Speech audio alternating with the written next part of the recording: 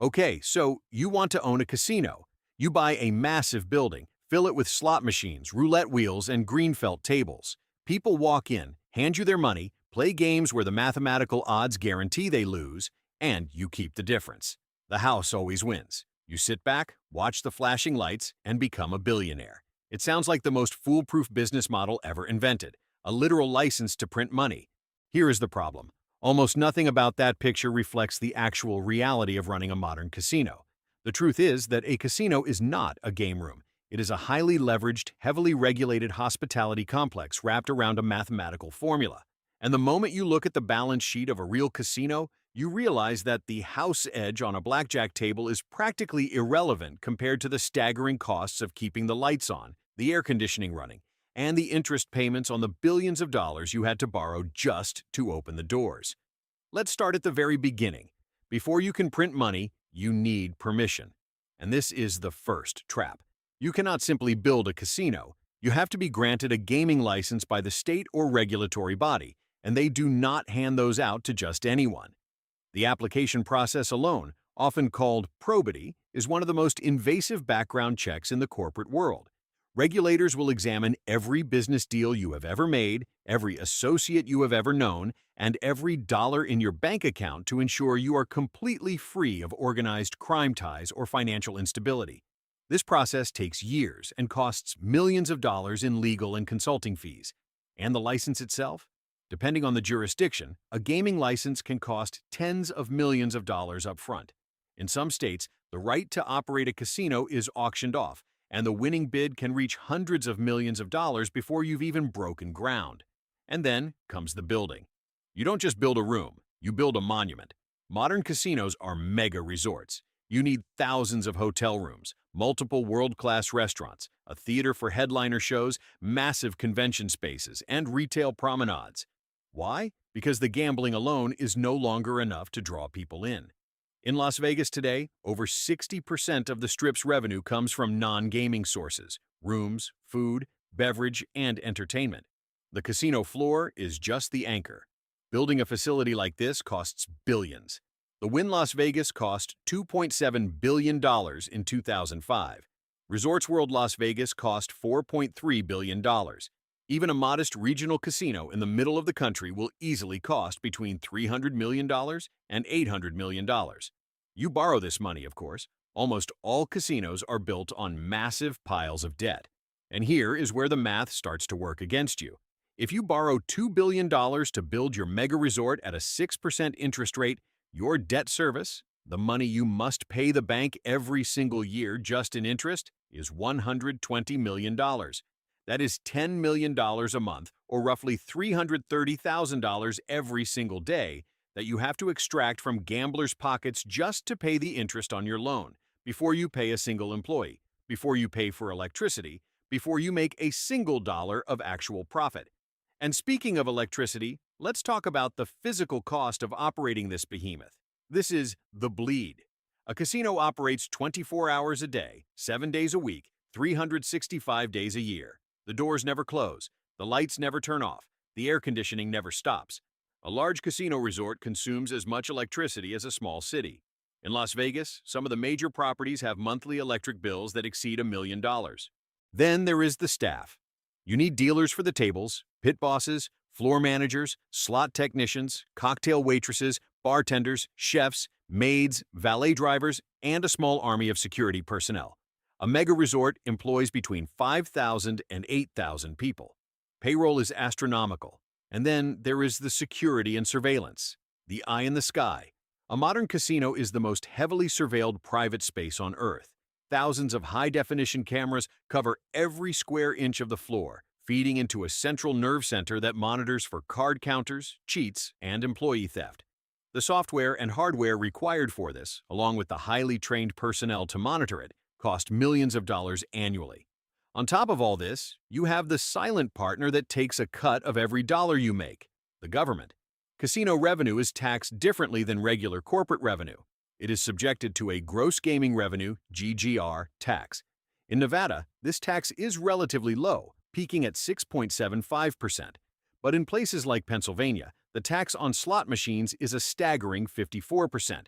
In Macau, The gaming tax is 39%.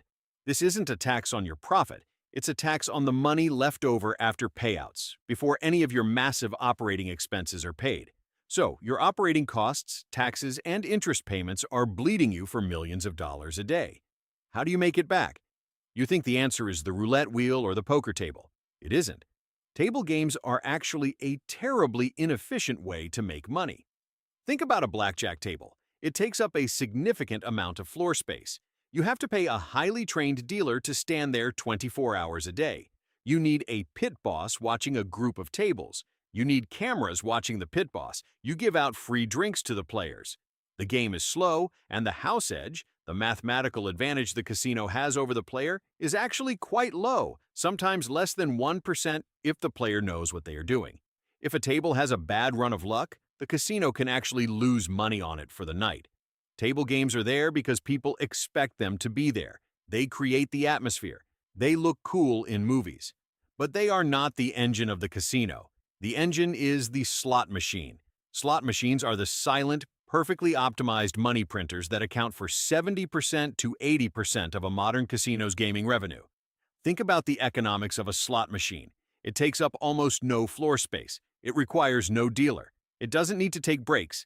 It doesn't make math mistakes. It doesn't steal chips. And most importantly, the house edge is hard-coded into the software. A slot machine might be programmed to keep 8% of every dollar put into it. Over thousands of spins, that 8% is a mathematical certainty. In casino accounting, there are two crucial metrics you need to understand: the drop and the hold. The drop is the total amount of money players put into the machines or buy in at the tables. The hold is the percentage of that drop that the casino actually keeps after paying out winnings. If a slot machine has a drop of $10,000 for the day and pays out $9,200 in winnings, the hold is $800, or 8%. The real genius of the modern slot machine isn't just the math, it's the psychology. Modern slots don't use coins anymore. They use paper tickets, Tito, or ticket in, ticket out. This abstracts the money. When you put a $100 bill into a machine, it becomes credits. It's no longer money, it's just a score on a screen. And because there are no coins clanking, the machine can process spins incredibly fast. A dedicated player can spin a modern slot machine 600 to 800 times an hour. If a player is betting $3 a spin at 800 spins an hour, they are putting $2,400 of action through that machine every 60 minutes. If the machine's hold percentage is 8%, the casino expects to make $192 an hour from that single seat. Now multiply that by 2,000 machines on the floor. That is how you pay the $1 million daily bleed. The layout of these machines is not random. It is mathematically optimized real estate. The most visible areas of the casino, near the entrances, near the main walkways, often feature machines with the lowest payback percentages, meaning the highest profit for the casino. The logic is simple. Foot traffic catches the casual tourist who just wants to throw in $20 while walking to dinner. They don't care about the odds. The machines with the best odds, the ones that pay out more frequently, are usually hidden deep inside the casino to reward the dedicated long-term gamblers who will sit for hours. But to get people to sit at those machines, you need to keep them inside the building. This brings us to the architecture of the casino, which is deliberately designed to alter human behavior. Notice what is missing when you walk onto a casino floor. There are no clocks anywhere. There are no windows to the outside world. The lighting is constant, carefully calibrated to simulate a perpetual dusk, a time when people are naturally energetic and ready for a night out. The carpet patterns are wildly chaotic and brightly colored. Why? To keep your eyes up, looking at the machines and the tables rather than looking at the floor. The pathways are intentionally winding like a maze, making it difficult to find the exit and forcing you to walk past hundreds of opportunities to gamble before you can leave. But even with the perfect layout, you still need to actively manipulate the customer's financial decisions. And you do this through what is arguably the most brilliant and misunderstood mechanism in the entire hospitality industry: the comp system. When you play at a casino, you use a loyalty card. The casino tracks every spin, every bet, every dollar you risk.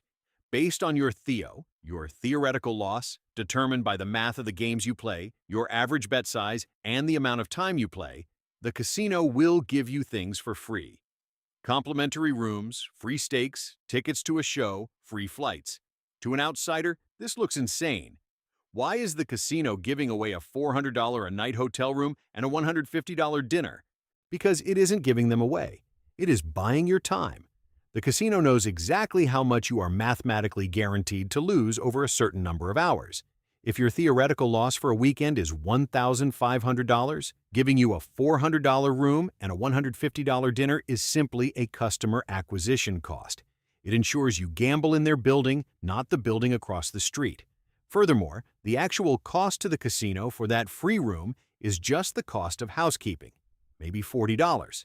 The actual cost of that $150 steak dinner is maybe $45 in ingredients. The comp system makes the player feel like a VIP who is beating the system, getting things for free. In reality, the player is prepaying for those items with their gambling losses at a massive markup.